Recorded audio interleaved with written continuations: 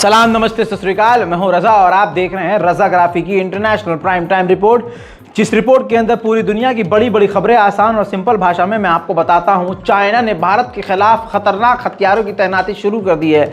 जहां 56 इंच की छाती वाले का ये भौकाल दिखाया जा रहा था कि अब वो चाइना डरेगा हमसे, अब उल्टा हो गया है। ये हिंदी की रिपोर्ट आप देख लीजिए। भारत के खिलाफ उसने अपने हथियार तैनात कर दिए हैं। 150 किलोमीटर की टॉप स्पीड, 400 किलोमीटर की रेंज ड्रोन हेलीकॉप्टर से जासूसी कर रहा है चीन। दोस्तों, इसकी ताकत बड़ी खतरनाक है। AR-500 चीन का ड्रोन हेलीकॉप्टर है जो काफ़ी तेज़ी से भारत पर नज़र रख रहा है।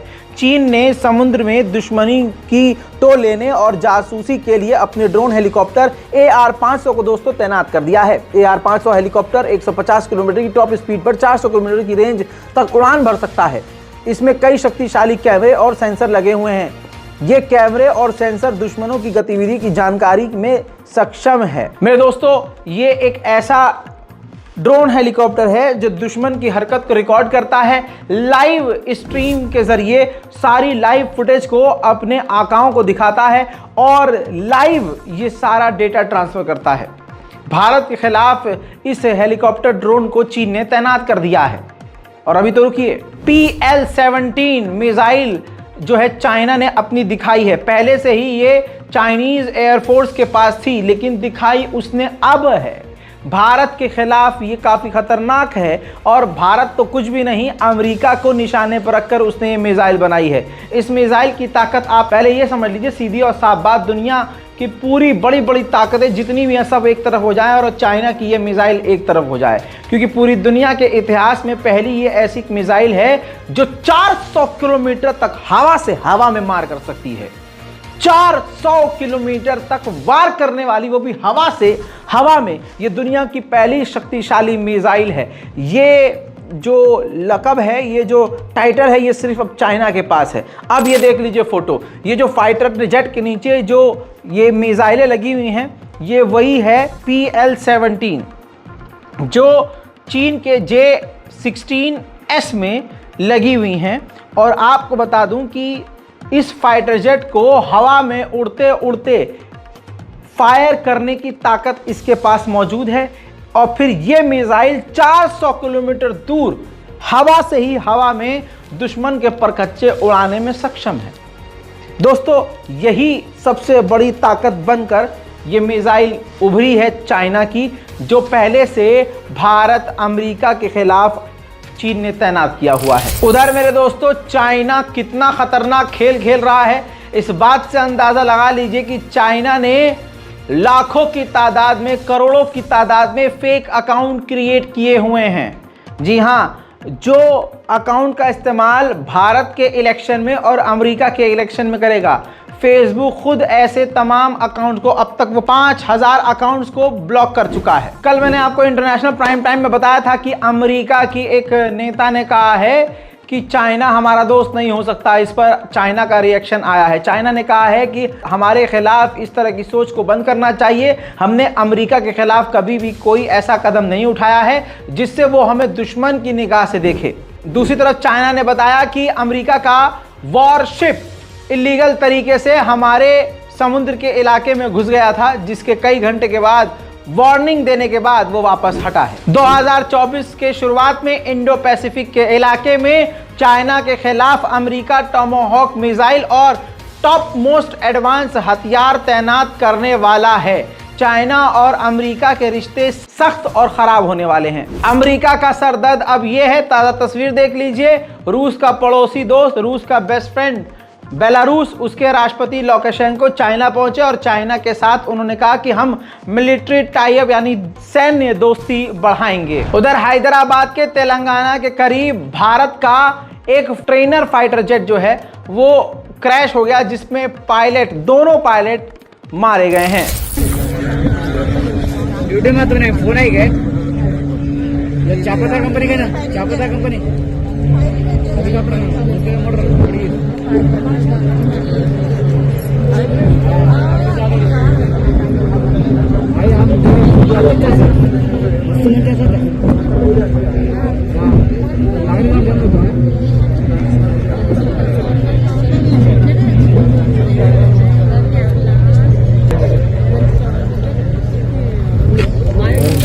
गाम्बिया, उज्बेकिस्तान, कैमरून, ये 3 देशों ने भारत पर खतरनाक इल्जाम लगाया कि हमारे यहाँ 150 से 200 बच्चों की मौत हो गई है भारत के खांसी के सिरप पीने के बाद।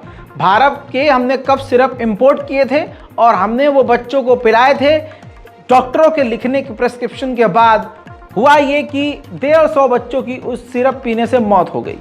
भारत पर एक बड़ा इल्ज़ाम, ये ताज़ा नहीं है, ये पिछले 1.5-2 महीने से चल रहा है, जिसके बाद भारत ने जांच कमेटी बिठाई, तुरंत अपने सारे जो प्रोडक्शन थे उनको रोक दिए, दवाइयों को एक्सपोर्ट करना बंद किया। भारत ने जांच करी, जांच करने के बाद कमी भारत के कफ सिरप के अंदर पाई गई। जी हाँ, कई सारे खांसी की दवाइयाँ हैं जो भारत बना रहा था, भारतीय कंपनियां बना रही थी, उसके अंदर भारतीय एजेंसियों ने जांच करी तो कमी पाई गई। जी हाँ, उसकी क्वालिटी में इशू पाया गया, रिपोर्ट मौजूद है। तो यानी दोस्तों आप समझ रहे हैं पनौती का कितना बड़ा पनौतीपना चल रहा है। पूरे दुनिया में डंका किस लेवल का बज रहा है कि अब दूसरे देश में हमारा कफ सिरप पीने से मौतें हो रही हैं और हमारी जांच रिपोर्ट में ये बात सही साबित हो रही है। भौकाल तो आप ये देखिए कि जिस व्यक्ति ने एक कॉल पर रूस और यूक्रेन की जंग रुकवा दी थी, भरमबाज ने, वहां आप देखिए मणिपुर में जंग नहीं रुक रही है। ताज़ा तरीन गोलीबारी में 13 लोगों की मौत हुई। भाई साहब, आधा साल गुजर गया, मणिपुर में शांति नहीं आ सकी, लेकिन इसके बावजूद आएगा तो मोदी ही। 3 दिन पहले अमेरिका का एक चॉपर जापान के बेहद करीबी इलाके में क्रैश हो गया था। मलबे में अब 5 अमेरिकी डेड बॉडीज उस हेलीकॉप्टर के अंदर पाई गई हैं। इंडोनेशिया में खतरनाक ज्वालामुखी फटा है, जिससे 11 लोगों की, जो हाइकर्स थे, जो पहाड़ों पर चढ़ाई करते हैं, आपने इनकी वीडियोस देखी होंगी ऐसे लोगों की, वैसे हाइकर्स के 11 लोगों की मौत हुई और 13 से 14 अभी लापता हैं। ज्वालामुखी ऐसा फटा कि पूरे कई किलोमीटर रेडियस में उसके, यानी समझ लीजिए, अंश ज्वालामुखी के फैल गए।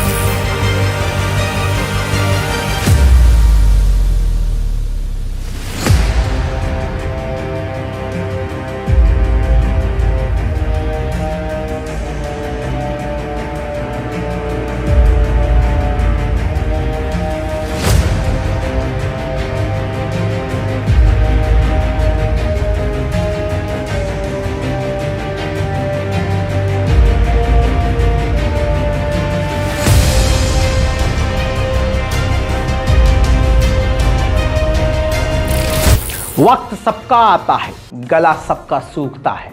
यूके जितना गंद मचा रहा था उतना ही ज़्यादा जलील भी हो गया है।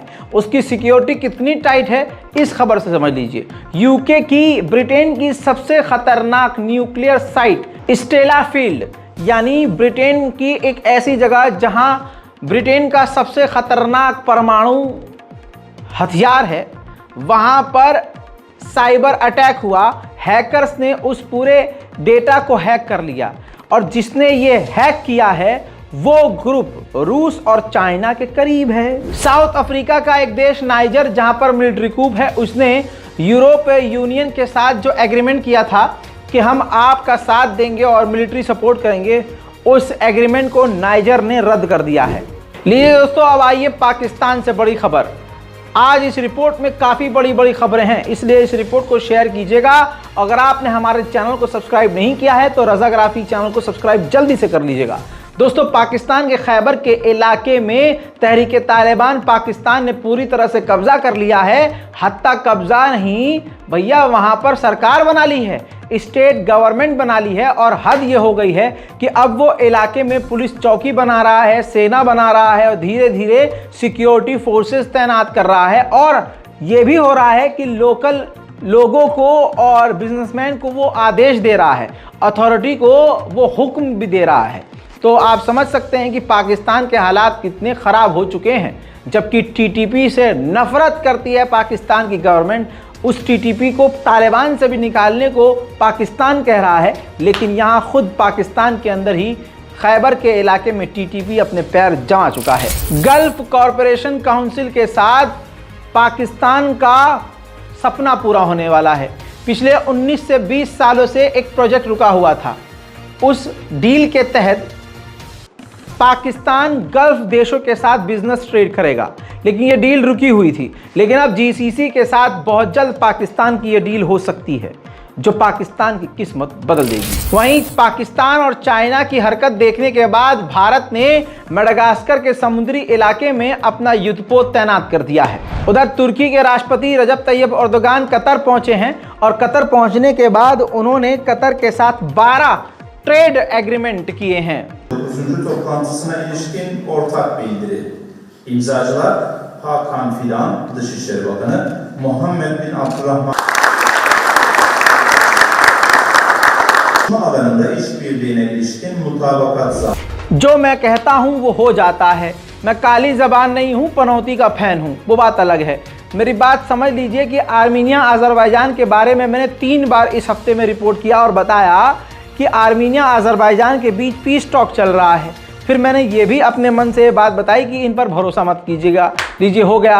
अजरबैजान की तरफ से आर्मीनिया पर फायरिंग हुई, जिसमें आर्मीनिया का एक सैनिक मारा गया है। उधर दोस्तों, क्यूबा और ईरान के बीच कई सारे एग्रीमेंट हो गए हैं, जिसमें ट्रेड, बिजनेस और इसके अलावा टूरिज्म, इसके अलावा हथियारों की खरीद फरोख्त, टेक्नोलॉजी की अदला बदली, कई तरह की डील की है। यानी क्यूबा और ईरान और करीब आ गए हैं। इजराइल और गाजा की जंग में अपने मुंह को बंद रखने का सऊदी अरब और यूएई को फायदा मिल गया है।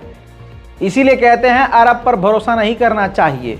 अमेरिका ने एक एडवांस रेडार सिस्टम $582 मिलियन का अप्रूव कर दिया है सऊदी अरब के लिए, और कई हथियार उसने अप्रूव कर दिए हैं यूएई के लिए। समझ रहे हैं आप? बड़ा गंदा खेल है भाई। ये दुनिया काफिरों और शैतानों के लिए जन्नत है। अब सुन लीजिए इस वीडियो के आखिरी अंश में बड़ी खबर।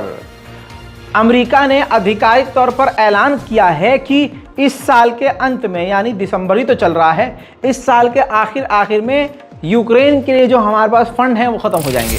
उधर ज़ेलेंस्की को डर है कि गाज़ा और इजराइल की जंग ने रूस और यूक्रेन की जंग से दुनिया की नज़र हटा दी है। यूक्रेन के ऑयल डिपो पर रूस ने हमला किया, जिसमें यूक्रेन का बड़ा नुकसान हुआ है।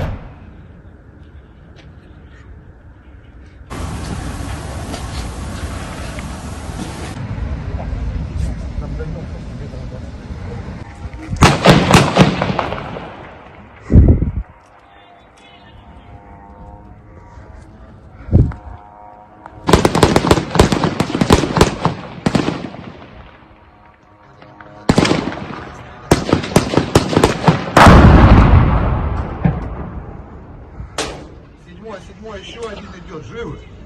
Принял, укрытие, еще один идет.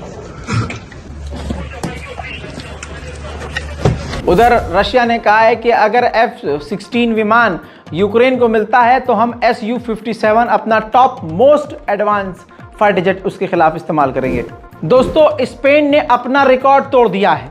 जहां दुनिया रूस का बाइकआउट करने के लिए तालियां बजा बजा कर शोर मचा रही थी, स्पेन ने अपने इतिहास में और दुनिया के इतिहास में सबसे ज़्यादा गैस रूस से ली है। इतिहास बना लिया है, रिकॉर्ड बना लिया है। एक और आपको बड़ी खबर देता चलूं, व्लादिमीर पुतिन इसी हफ्ते यूएई और सऊदी अरब पहुंच सकते हैं। रूस के एक कंस्ट्रक्शन साइट पर यूक्रेन का ड्रोन हमला, जिसके बाद खतरनाक आग लग गई।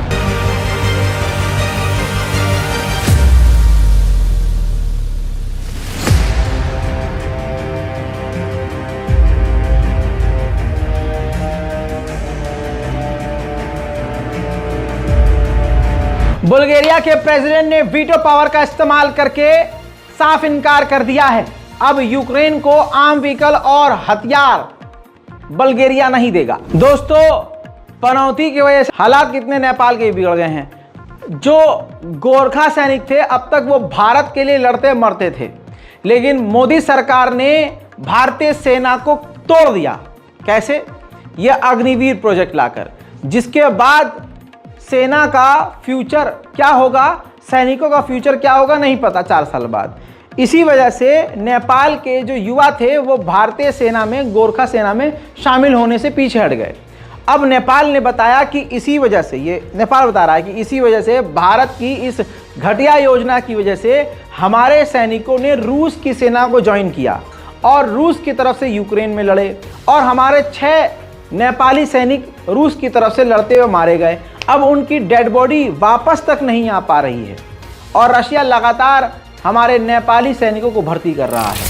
उधर ज़ेलेंस्की ने कहा है हमें एयर डिफेंस सिस्टम और लॉन्ग रेंज की और नई मिसाइलें मिली है और हमने मिसाइलों की और ड्रोन की प्रोडक्शन को अपने ही घर के अंदर यूक्रेन के अंदर बढ़ा दिया है। अंतर्राष्ट्रीय प्राइम टाइम रिपोर्ट में अपनी राय कमेंट में जरूर लिखिए, चैनल को सब्सक्राइब कीजिए, वीडियो को लाइक जरूर कीजिए। मैं हूं रजा और आप देख रहे थे रजाग्राफी। जय हिंद।